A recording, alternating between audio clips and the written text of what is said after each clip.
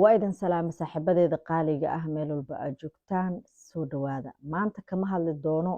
wax ciyaaro ku saabsan. No Messi, no Ronaldo, no Arsenal, no Manchester. Okay.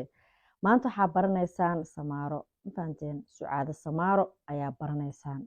Inaa idin baraaro waa Sucaada Samaaro. Sababtoo ah in badan waxaan ka sheekeynay ciyaaryahano taariikhdooda, macallimiin taariikhdooda. Soo dadka tibinaya wariyaasha ciyaarahan waa inaa barataan. Horta aada ugu faraxsanahay inaad doorto fildiga ciyaaraha anigoo gabar ah oo markaasna liigu dhahay Samaaroy wiilasha waxay aqrinayaan ma aqri kartida iska daa. Laakiin hadda aada ugu faraxsanahay in heerkan aan kusoo gaaray alxamdulillaah. I hope gabar walbo oo lagu dhahayo wiilasha waxooda iska daane waxaan rajeynaa inay ka dhaweyn doonto riyadeeda ay ciyaaraha soo gali doonto insha Allah. Horta aada ugu faraxsanahay almost hadda 12 sano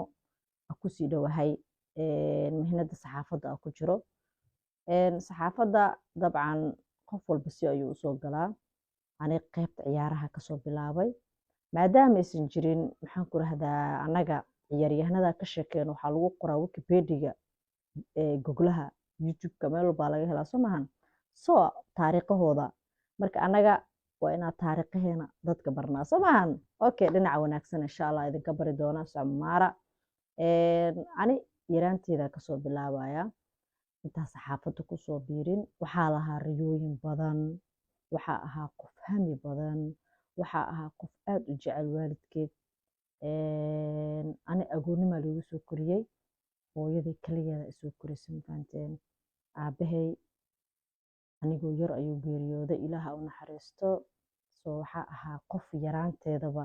hamigeedu badnaa oo mar un jecleed mafahante lacag ee soo shaqeyso inay hooyadeed u geyso haddana waxaa ahaa qof maxaa ku rahdaa haddaa idinkaga sheego ma aaminaysiin hamiyaasha aan lahaa markaa yaraa horta riyooyin badanaa markaa yaraa lahaa riyooyinka ugu badanaa lahaa waxay ahayd inaan noqdo wariyo sababtoo ah maalin waxaa xasuustaa inaan dhegeysan jiray idaacad markaas idaacadaa jireen I hope BBC aa jeclahay inay tahay soo idaacadaas maxaa ku rahdaa raadiga waa taqaaniin somahan isha iga geli iyo rikoorada waaweyn ee lagu dhegeysan jiray idaacadaha kaasaa ka dhegeysan jiray soo maalin waxaa dhacday in microfonku ii daaran yahay okay inuu damaamo leenahay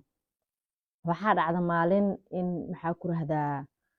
aad dhegeysto idaacadaas anoo yar markaasaa waxaa dhe hooy hey ani mustaqbalka meeshaanaa galayaa waa kasoo hadlayaa markaasay xidhaad maya dhakhtaradaan naqanay hooyadii dhakhtarada ee la jecleed laakiin ani habigeyga marka dambe ama waxaa jeclaa way ii yeeshay sababtoo ah mar walba waxaa number 1 ahaa ani waxaa jeclaa ilaaha ii dhaaf hooyadii aad bay ii jecleed ilaa haddana way jeceshahay soo wax walba aa ku dhogo markaas way ii sameyn jirtay markaas waxay dhahday meesha inaa ka hadasho ma jecesha haa meeshaan la furfuraayo oo waxaa umaleyn jira xataa fiilooyin waxaa ku jiri jiray buluug guduud rajena haddaad dib u xasuusto buluug iyo guduuda eeda umaleyna waxaa dhihi jiray ani fiilada buluuga aa dhexgalayaa meeshaa kasoo hadlaa maba ogeenba inay stuudiyo meel la fariisanayo microfon waxaasoo dhan ma aqaanin soo waxaa dhihi jiray fiiladan buluuga galayaa fiiladaana kasoo hadlaa sidoo kale markaa yaraa aan aad waxaa u jeclaa hobigeyguna ahaa in aan shiinaha tago taas weli ma rumeynin sidoo kale waxaa aad u jeclaa oo ahaa ii sheeg maxaan ku rahdaa inaa macalimad noqdo alxamdulillaah 3 bilood camal aa macalimad saxaafadeed noqday inkastoo aan sii wadi waayo shaqo oo markaas iyo isku wadi waayo iskuulka maadaama iskuulka ay ahayd iskuul aad iiga fog oo wax ka dhigaayo iyo sidoo kale anoo ka caajisay ma fahanteen laakiin ugu dambeyn waxaa rabay waxaa dhihi jiraane waxaa noqonaa macalimad okay waxaa dhigaha dhihi jiray jam walaashii wallahi maasha Allah aamin ilaaha ii daaway iga sheekeysaa hadda Samaar macalimad waa noqotay wariyihii waa noqotay laakiin shiinihi yaa ii dhiman ma fahanteen iyo waxyaabo badan oo markaa yaraa aan ku riyoon jiray markaa yaraa waxaa la dheeli jiray dadka aad u xasuustaan garanayo alaabee waxa la dhahayo alaab wax la isku aruurinaayo ka xididka mooska oo ka baxa ma aragteen inaad timo u sameeyo gabar ka dhigo Samaara ka dhiga ma fahanteen Sucaad ka dhiga ana Samaara horta igu baxday mar dhaw ii baxday mana dhawo mana dheer laakiin waxay ii baxday almost sanadkii 2009kii iyo jeclaha markaas ii baxday Samaaro okay waxa dhigi jiray qofkan waa Sucaad dhigi jiray waxay aadaysaa shaqo waxay keenaysaa lacag